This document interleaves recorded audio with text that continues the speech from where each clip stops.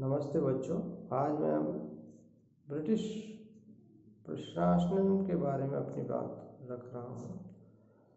British प्रशासन का जो ढांचा था वो ब्रिटिश पार्लियामेंट द्वारा पारित हुआ था और यह जो ढांचा की रूपरेखा थी ये प्रत्येक 20 वर्षों के लिए पारित की गई।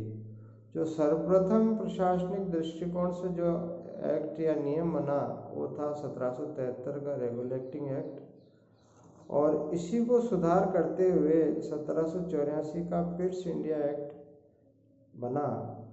इस एक्ट के तहत भारत में प्रशासन करने के दृष्टिकोण से दो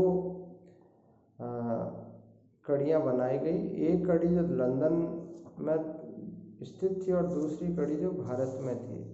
लंदन वाली जो प्रशासनिक शाखा थी वो केवल और केवल सुपरवाइजरी काम करती थी अर्थात देखरेख का कार्य करती थी।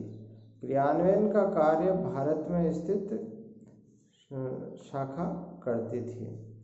लंदन की जो शाखाएं थी उसमें रेगुलेटिंग एक्ट के अनुसार कोर्ट ऑफ डायरेक्टर्स का निर्माण को बनवाया गया जिसमें 24 सदस्य नियुक्त किए गए, जिसमें अधिकांश बाहुल्य कंपनी के हाथों में था।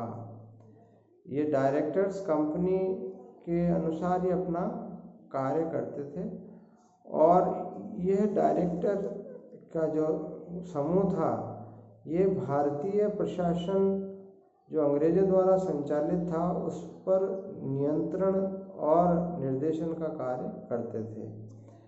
पिट्स इंडिया एक्ट के 1784 के अनुसार बोर्ड ऑफ कंट्रोल में बाद में 6 मेंबर पार्लियामेंट के सदस्य के रूप में जोड़े गए, जिसमें एक सदस्य जो होता था वो कैबिनेट मिनिस्टर के रैंक का होता था। वो बोर्ड के अध्यक्ष के रूप में कार्य करता था। इस प्रकार से लंदन से जो कैबिनेट मिनिस्टर के रैंक का जो अध्यक्ष था कंपनी का, वो कंपनी की सारी गतिविधियों को संचालित करता था।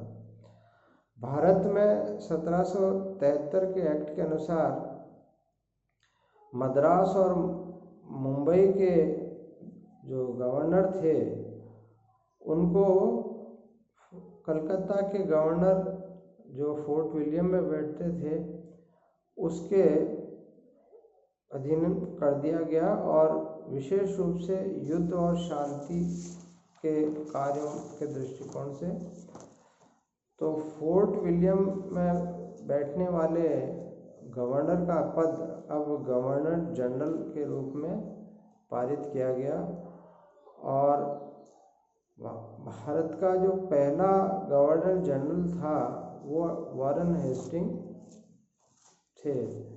1833 के एक्ट में गवर्नर जनरल का जो पद था उसको बदलकर गवर्नर जनरल ऑफ इंडिया कर दिया गया और भारत के प्रथम गवर्नर जनरल विलियम बेंटिक थे।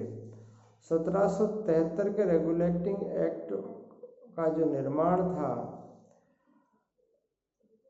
वो गवर्नर जनरल एग्जीक्यूटिव काउंसिल के नाम से जाना जाता था, जिसके 4 सदस्य होते थे और यह अपने आप में संसद का एक पहला प्रारंभिक रूप था। गवर्नर जनरल के प्रत्येक निर्णय को 2 मेंबरों की स्वीकृति अत्यंत आवश्यक होती थी उसको कानून बनाने के दृष्टिकोण से। 1784 के पिट्स इंडिया एक्ट ने गवर्नर जनरल की यह संख्या 4 से कम करके 3 कर दी थी और 1773 के रेगुलेटिंग एक्ट के अनुसार ही कलकत्ता में एक सुप्रीम कोर्ट का निर्माण कराया गया और इस मुख्य न्यायाधीश के साथ साथ 3 अन्य न्यायाधीशों की भी नियुक्ति की गई। भारत का पहला मुख्य न्यायाधीश इलिजा इम्पे थे।